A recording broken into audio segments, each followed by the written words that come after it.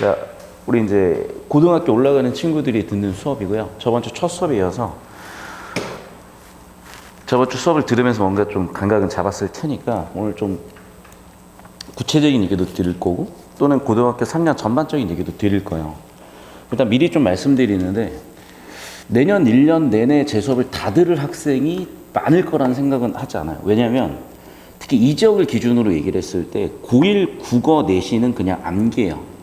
느낌이 딱 사탐 한 과목 수준의 되게 어떻게 보면 가벼운 암기 과목 수준이고, 그리고 여러분 뭐 어쨌든 다 대학 가려고 고등학교 과정에서 내신이라든지 준비를 하고 있으니까.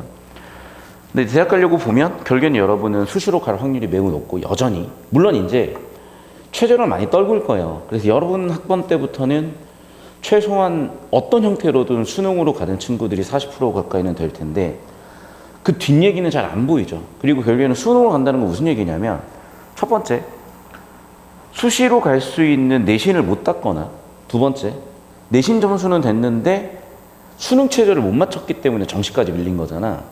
그러니까 둘 다 아주 잘하는 친구들은 아닌 거야, 사실은. 그러니까 이미 거기서 수능으로 가는 친구들 자체가 되게 좀 특수한 경우예요.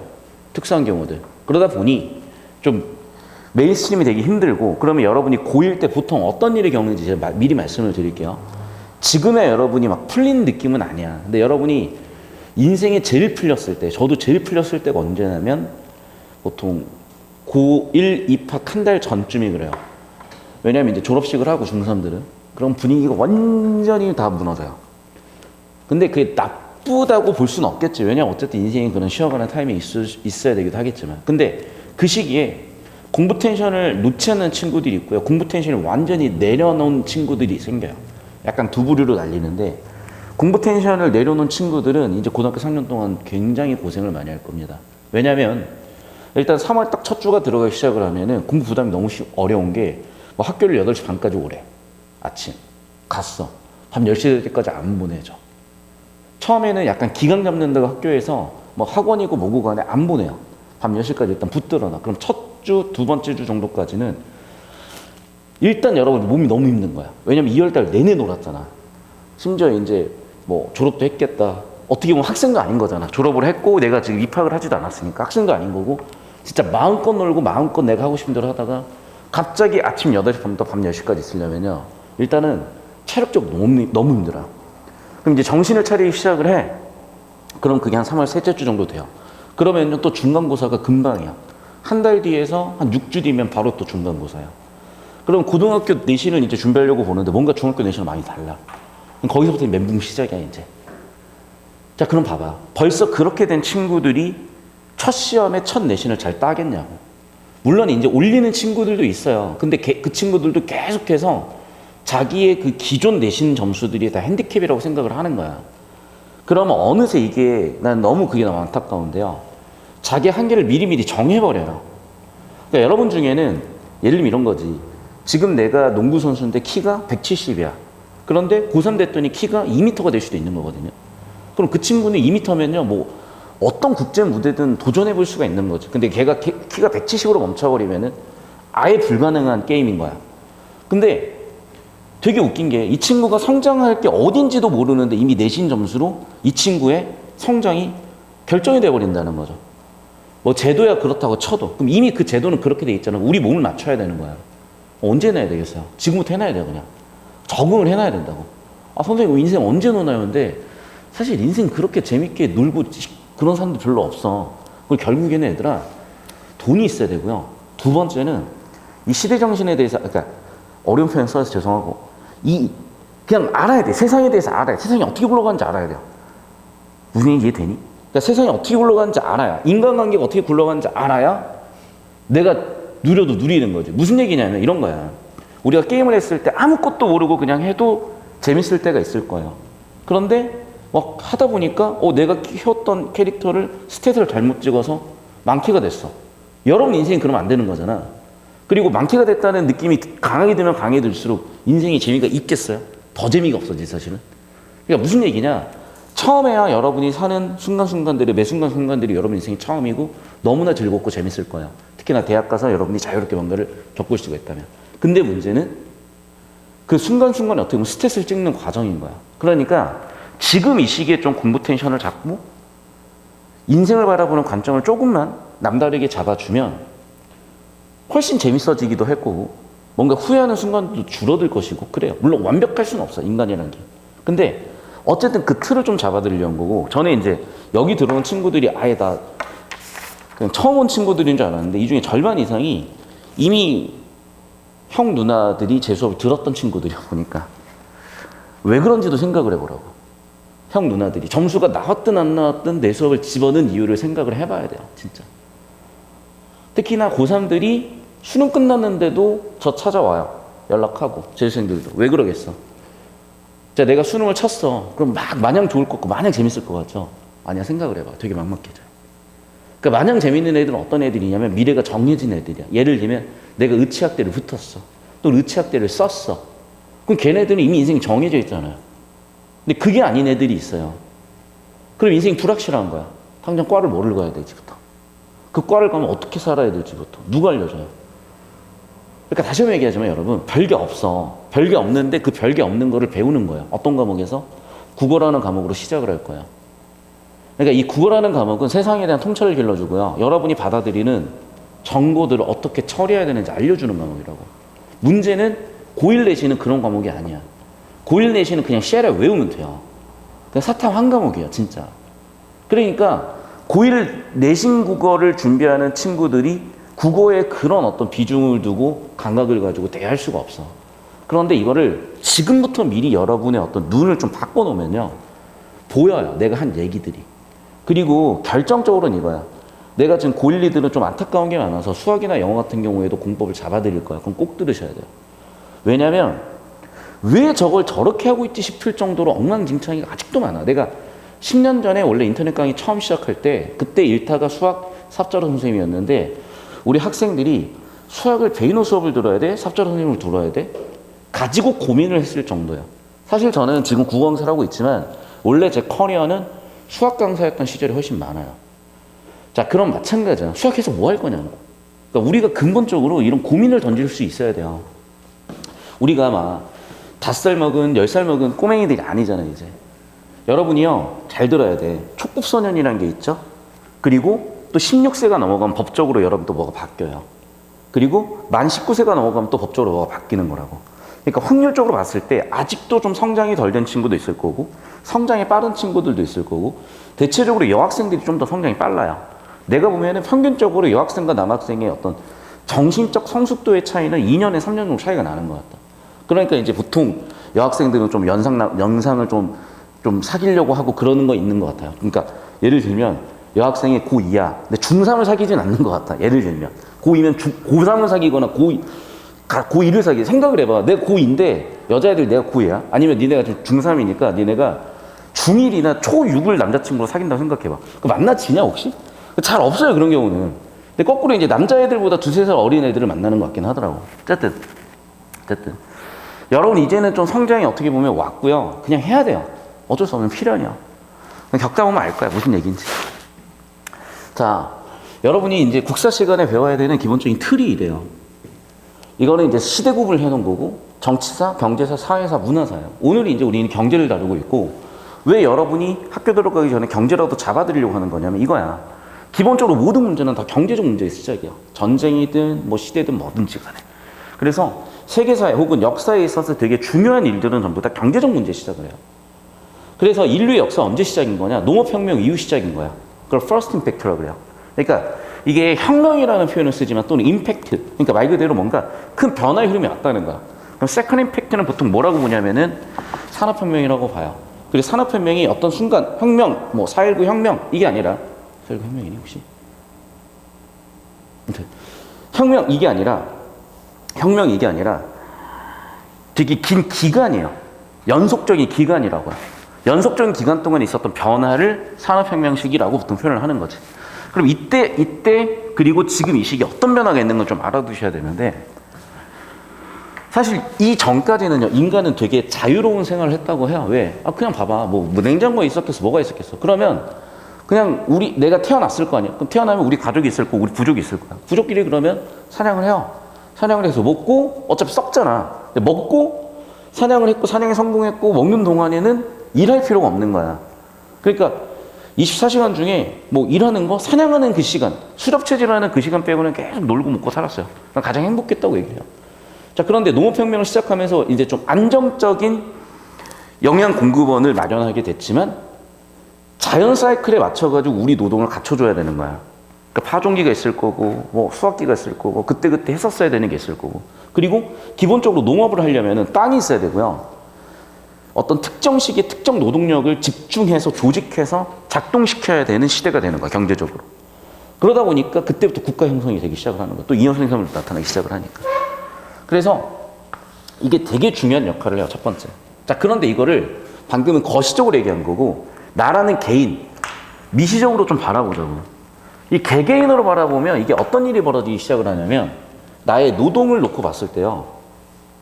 일단은 나의 육체 노동으로, 그 다음에 토지로, 그 다음에 내가 속한 집단. 이 속에서 우리 살기 시작을 하고, 특히 내 육체 노동 가지고 먹고 사는 지장은 없어요. 자, 그런데 이때 변화가 오기 시작을 해요. 우리 인간이 노동을 한다면 그게 두 가지잖아. 육체 노동이 있을 거고 정신 노동이 있을 거잖아. 그런데 육체 노동에서 더 이상 기계를 이길 수 없는 시대가 오기 시작을 해요.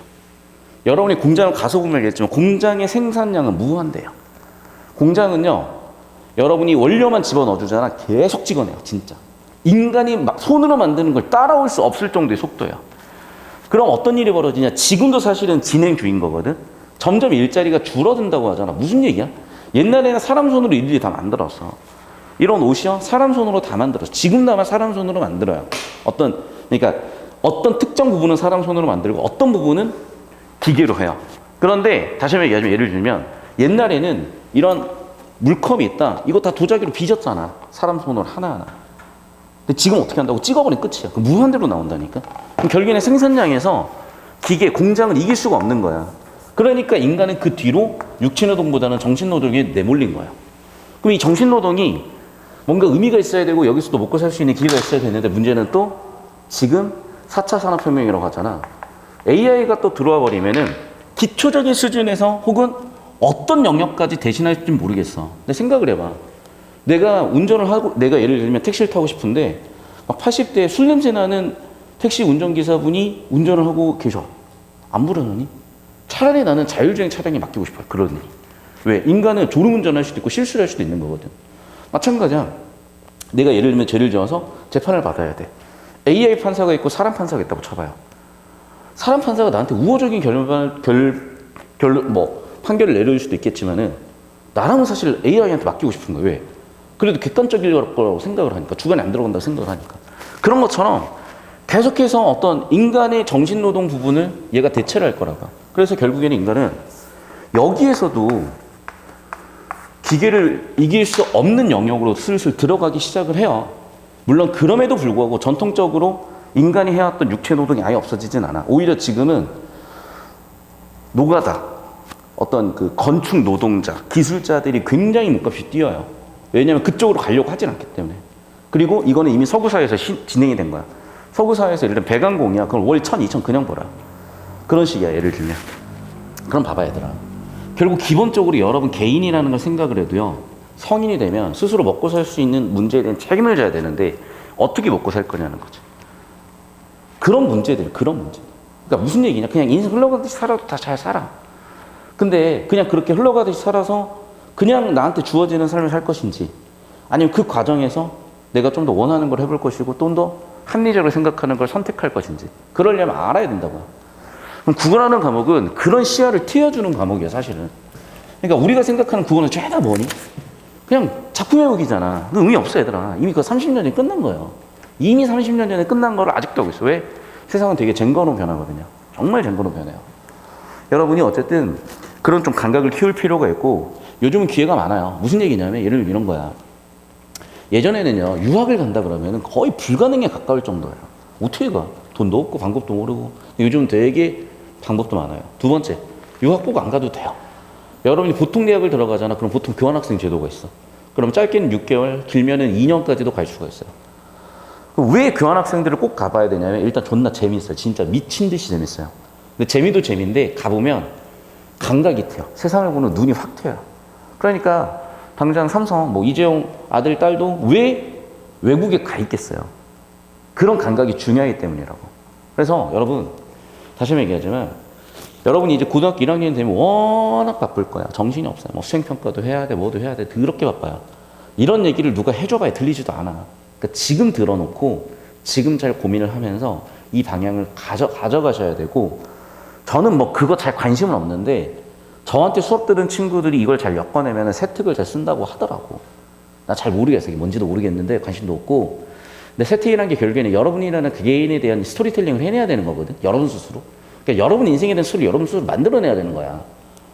근데 저는 수학을 열심히 하는 학생이에요. 그 스토리텔링이 돼요, 인생에 대해서. 세계적인 수학자가 될 거. 밑도 끝도 없는 얘기잖아, 사실은 진짜. 아니면 그냥 저는 편의점 알바해도 인생이 그냥 행복할 것 같아요. 밑도 끝도 없잖아요. 근데 편의점 알바를 해도 왜 행복한지를 철학적으로든 하고 대학 교수들을 설득할 수 있는 형태로 써내면 걔는 뭘 해도 할 수 있는 애가 되는 거고 어딜 가도 갈 수 있는 애가 되는 거야. 그러니까 다시 한번 얘기하자면 여러분, 다시 한번 얘기하지만 뭔가 이런 관점의 변화가 슬슬 시작돼야 될 시점이다, 이제는. 좀 알아두셨으면 좋겠고, 이 얘기를 미리 하는 이유가 왜 그러냐면 사실 여러분이 이걸 이해하기 쉽진 않아요. 이제 중학생이고 이제 고1 올라가는데, 근데 문제는 고1 되면 국어라는 과목에서 기회가 없어, 나랑. 사실 내가 수능국어에서는 그냥 다 터뜨려요. 그냥 전국의 그 어떤 수능국어 강사보다 그냥 내 수업 들으면 돼. 그럼 두말할 필요가 없어. 근데 문제는 뭐냐면 수능을 하는 친구들 자체가 뭔가 성공적으로 고등학교 과정을 거친 친구가 아니라는 거지, 대부분. 첫 번째. 두 번째는 뭐냐면 여러분이 고1 때 주목을 하고 여러분이 고1 때 제일 문제가 되는 과목은 수학이라는 거예요. 또 희한하게. 뭐 상관없어요. 저는 뭐든 잘할 수 있는, 뭐든 잘하는 사람이고 강사기 때문에 그런 건 문제없이 도와드릴 거고, 일단 지금 이 시점에서 국어에서 특히 이런 소재들을 가지고 여러분 눈을 안 띄워놓으면 기회가 거의 없다고 봐요. 왜냐면 대학 가는데 최저 국어 너무 안 나와. 그럼 던져버리겠지. 그러면 국어에서 이런 눈을 기를 수 있는 과목이거든요, 국어가. 기회가 아예 없어져 버리는 거야. 현실이 그래요. 자, 그래서 이 정도로 일단 도입은 끝냈고, 자, 그러면 이제 이 지문은 제가 왜 봐야 되는지 설명을 드릴게요. 두 가지로 볼 거거든. 첫 번째는 이거예요. 일단은 내용적으로 볼 거예요. 내용적으로 알아야 될 것들이 있어. 예를 들면 여기서 중요한 거는 수요와 공급. 그러니까 봐봐. 수요라는 거는 필요라는 거잖아. 그러니까 소비자한테 필요한 거겠죠? 자, 그러면 보통 다시 공급은 생산자겠죠? 그리고 하나 더 있어요, 이게 이제. 그게 정부야. 그래서 경제 주체라고 표현을 하는데, 경제 주체는 1. 가계가 있고, 2. 기업이 있고, 3. 정부가 있어요. 느낌 맞죠? 물론 간의 수구공을 할 수도 있겠으나 일반적으로 그런 경우에는 기업으로 봐요. 다시 한번 얘기하자면 가계는 소비의 주체예요. 기업은 생산의 주체예요. 정부는 둘 사이에서 심판 보는 역할인 거야. 오케이? 그러면 이 사람들이 이런 활동을 하는 장소를 뭐라 그러냐? 우리가 예를 들면 운동하는 데도 운동장이라고 그러고, 놀이하는 곳을 놀이터로 가듯이 이런 경기 주체들이 활동하는 곳을 시장이라고 그래요. 시장. 영어로 마켓. 오케이? 그래서 이 시장에서 일어나는 기본적인 일들을 얘기를 하고 있는 거야. 그러니까 기본적으로 경제의 기본은 생산자와 소비자예요. 원래 정부는 없었어. 그런데 생산자, 소비자 사이에서의 문제가 생기면 누가 심판을 봐서 해결해 줘야 될 거 아니야. 그 심판이 누구였다고? 정부였다고요. 이해됐어요? 그래서 기본적으로 수요 공급선이 여러분 다 알고 있을 텐데, 여기에 조세라는 개념을 덧붙이는 건 뭐냐면 심판인 정부가 개입을 하는 거예요. 조세라는 형태로. 그랬을 때 시장이 어떻게 반응하는가를 다루는 거죠. 그러니까 기본 이렇게 세 개 개념을 잡을 수 있는 소재고, 다시 한번 잘 들어요. 제 수업의 다른 수업과 다른 거는 진짜 다르기 때문이야. 여러분, 서울대 누가 나왔어요? 이 동네에. 국어교과 전공 누가 했어요? 그냥 전문서는 전국 1등이야, 그냥. 그러니까 이상한 소리 좀 듣고 다니지 말고 이상한 소리 좀 하고 다니지 좀 마. 다 개 쌉소리들이니까, 진짜로. 그냥 제 거 봐요, 다들. 강사들도 제 거 본다고, 진짜로. 그냥 이거 보고 그대로 하시면 돼. 다시 잘 들어요, 여러분. 내용적으로 기본적인 경제 주체 3인방에 대해서 설명하고 있는 거고, 이것이 이루어지는 시장의 기본 원리, 예를 들면 수학에서 미분법 같은, 인수분해 공식 같은, 근해 공식 같은 기본적인 공식이라고 생각을 하셔야 돼요. 자, 하나 더. 그럼 이걸 왜 배우고 어떻게 다룰 거냐인데, 과거 시험에는 벌써 여러분이 이제 거의 뭐 태어날 때쯤이잖아. 이때는요, 이 소재 하나하나들이 연결고리가 좀 약했어요. 그리고 연결고리를 안 잡고 있더라도 정보량 자체가 적어, 요즘에 비하면. 난이도가 훨씬 쉬워요. 그러다 보니까 예전에는 이 내용을 몰라도 됐었어. 근데 요즘은 모르면 이제 작살나기 시작하는 거야. 왜 그러냐면 여러분, 한 10년 전만 해도 노동소득으로 집을 사는 게 가능해요. 근데 지금은 뭐 집값 서울 뭐 강남의 아파트 제일 싼 게 15억이 넘어요, 여러분. 제일 싼 게. 방 또 2개도 아니야. 여러분 집에 있는 큰 방 하나 사이즈에 거실 하나 사이즈 있는 아파트가 보통, 그러니까 화장실 하나가 보통 한 2억 정도로 생각하면 되는 거야, 예를 들면. 너희 집 방 하나가 한 3억 정도야. 그러니까 너희가 예를 들면 서울에 가가지고 집 얻으려고, 그 방을 얻으려고 보잖아. 부모님들 깜짝깜짝 놀려. 방이 한 칸인데 2억이야. 전세 1억이야. 막 이런 식이야. 부모님 입장에 너무 황당한 거지, 이제. 이렇게 좁은데 이 돈을 줘야 된다고? 이렇게 돼요. 그러니까 이미 이제 노동소득으로는 안 되는 상황으로 넘어왔고, 그럼 어떻게? 우리가 알아야지. 그래야 뭔가 선택할 수 있는 방법들이 나오기 시작을 하는 거야. 그래서 평가원에서도 이걸 알기 때문에 가르쳐 드리는 겁니다. 두 번째는 뭐냐면, 정보 처리의 방법적인 측면이에요. 저는 이걸 항상 구조라고 표현을 하는데요. 이제 구조 잡는 연습을 할 건데, 구조는 주로 파란색으로 제가 잡아드릴 거고, 때때로 제가 주황색을 쓰는 것들은 대부분 주제에 해당하는 겁니다. 정보 가치가 높은 정보들이죠. 여러분 인생에 해야 될 게 정말 많습니다. 그때 항상 중요한 것부터 하는 거야. 그래서 뭐 옛날 뭐 맨날 보면 그런 거 나오잖아. 뭐 외국의 어떤 노 교수가 와서 통 안에 놓고 뭐 채워놓고 꽉 찼습니까? 아니요. 막 모래 집어넣어서 채워놓고 꽉 찼습니까? 아니요. 거기다 물 넣고 꽉 찼습니까? 이렇게 막 물어보는 거 있다 그랬었잖아요. 중요 순위가 있다는 거죠. 중요 순위가. 그런 걸 할 수 있어야 된다. 그래서 오늘 수업은 여기 두 가지 둘 다 얘기를 할 거야. 그러니까 다시 한번 얘기하지만 많이 결이 다를 거야. 그러니까 제가 한 3년 전 수업하고 이 지문을 바라보는 느낌이 또 달라요. 왜냐하면 3년 동안 수능 국어는 또 그만큼 또 변했거든. 왜 변했을까? 이 시대가 또 그만큼 변해가고 있으니까. 또 한편으로 3년 전 수능 국어 지문들에서 이어진 흐름이 있어요. 그러니까 점차적으로 국어는 이럴 거예요. 수학 만점전 2,702명이야. 근데 수학이 예전에 비하면 많이 어려워졌거든요. 제가 간만에 오랜만에 또 애들 또 수학 좀 봐주려고 들여다 봤더니 아니야. 옛날 7년 전, 8년 전에 진짜 어렵다고 했던 수학 그 느낌보다도 다른 느낌으로 꽤 어려워졌어요. 국어도 비슷하게 어려워졌지만. 근데 그럼에도 불구하고 수학 만점자가 2,702명이고 국어는 28명밖에 안 돼요. 그러니까 다시 한번 얘기할게요, 여러분. 여러분이 좋은 대학을 가는데 일단은 내신이 중요해. 대부분의 경우에. 어쩔 수 없어. 근데 내신고는 그냥 사회 한 과목, 암기 과목 수준으로 생각해요. 특히 고1 때는. 그러면 여러분에게 국어를 통해서 이런 교육적인 메시지를 전달할 수 있는 기회가 거의 없어요. 그러면 이제 보통 고2 2학기인데 이미 고등학교 1학년, 2학년 1학기 굳어버리잖아요, 얘가. 잘 못 바꿔요.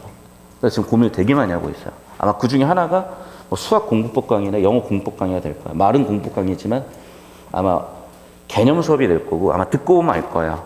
눈이 확 트일 거예요. 아, 수학 저렇게 하는 거였구나. 그리고 왜 그래야 되냐면 여러분 중학교 때까지는 외우면 돼요. 근데 고등학교 때부터는 외워서는 절대 안 돼요. 외운다고 될 과목들이 슬슬 없어지기 시작할 거예요. 학년이 높아지면 높아질수록. 왜냐하면 외우기에 너무 방대해져 버리거든요. 그럼 방법은 하나야. 먼저 이해해야 되고 반복해야. 이해, 반복하면 외워지는 거예요. 그래서 그런 어떤 좀 자세적인 측면까지 배워가시면 좋겠습니다. 자, 영상을 좀 끊었다 갈게요.